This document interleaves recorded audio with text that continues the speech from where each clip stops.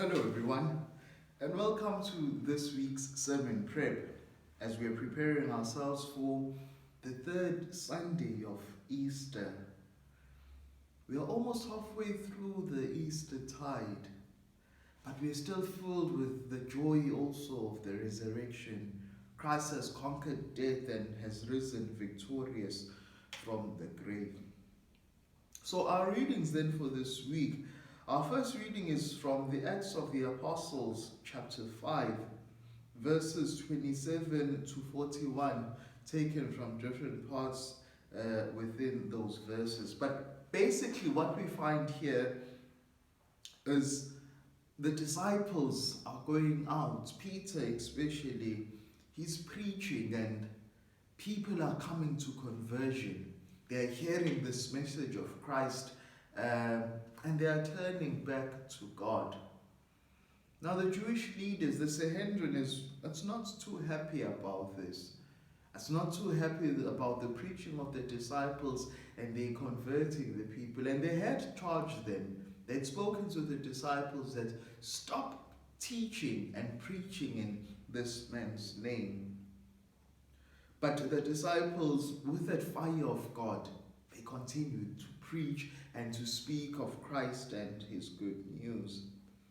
And today the high priest, we hear, question the apostles, and exactly that they're saying, we strictly charged you not to teach in his name. But it was Peter and the apostles who answered, we have to obey God than to listen to men. They give us a very good example on the difficulties that we are going to face as disciples, as followers of Christ, in trying to live out and proclaim the gospel message. We'll be met with a lot of resilience, but somehow, even in those difficult times, we've got to listen to God instead of listening to men. Our responsorial psalm is from Psalm 30, chapter 2. From Psalm 30, verse 2 rather, to verse 13. Obviously, it's taken from different verses within that psalm. I will extol you, Lord, for you have raised me up. Singing the praises of a God who has brought us back to life. Think of Peter before the crucifixion of Christ and after his crucifixion. It's as if he's two different people. Initially, he's afraid and intimidated and he denies even knowing Christ. But now he's virtually unstoppable. They tried to stop him, but he's unstoppable. He has seemed to have his sort of being raised up. It's as if God has brought him back to life again. Our second reading is from the book of the Revelation of John, the last book in the Bible.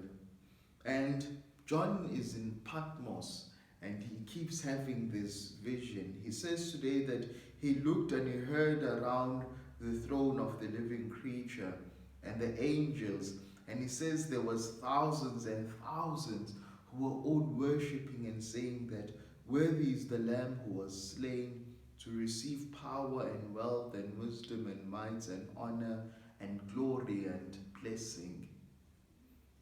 It's as if Christ goes back into heaven and everything in there is filled with joy because his mission is complete. Because what he had come to do in this world, he has finally executed it and now goes back to live with God in heaven. But it doesn't leave us as orphans. His going away doesn't mean that Christ is now no longer available, or rather no longer present to his church, to his disciples. Our gospel reading, the gospel according to John chapter 21, verses 1 to 19. Here we see Jesus comes again and reveals himself to the disciples. They're at the Sea of Tiberias. And we've got Simon Peter and Thomas, who was called the twin, and Nathanael of Cana and the sons of Zebedee, and two other disciples are sitting with Peter. And all of a sudden Peter says, I'm going fishing. Now remember that Peter was a fisherman before. They're sitting gloomy. They haven't seen Christ risen from the dead. So Peter says, I'm going back to my old life. I'm going back to my old trade. I'm going back to my old ways. I'm going to go fish. And they said to him, we will go with you. And they all make their way to the sea. They take a boat and they go there. And then we hear that Jesus stood on the beach, but the disciples did not know it was him. And then he says, children, have you caught any fish? And they answer, they say to him, no. And then he does what he has did with them while he was still alive. Cast the nets to the right side of the boat and you will find some. And they do that and they catch fish. The quantity is so big that they can't pull the nets back into the boat. The disciples whom Jesus loved, that is John, he says, it's the Lord. And Peter, typical of Peter, he's not dressed, so he puts his clothes back on, he sprang into the sea and he swims towards Jesus. And Jesus finds them there and he offers them breakfast. He says, bring some of the fish that you have caught as well. There's a charcoal fire, sort of a braai over there, and Jesus makes breakfast for them. And then he goes to question Peter. He says, do you love me more than these others? Peter says, yes, I love you. He asks him a second time, he says, do you love me? That was after telling him that he should tend his sheep. He asks him a second time, do you love him? And Peter again says, I love you. He says, yes. And then he says, feed my sheep. And then he asks him a third time, do you love me? Simon Peter, do you love me? And we are told that at this time, Peter is troubled. He says, Lord, you know everything. And you know that I love you. Probably what Peter is sensing now is that 3 times he had said he does not know the Lord. And now 3 times he has to say that he loves him.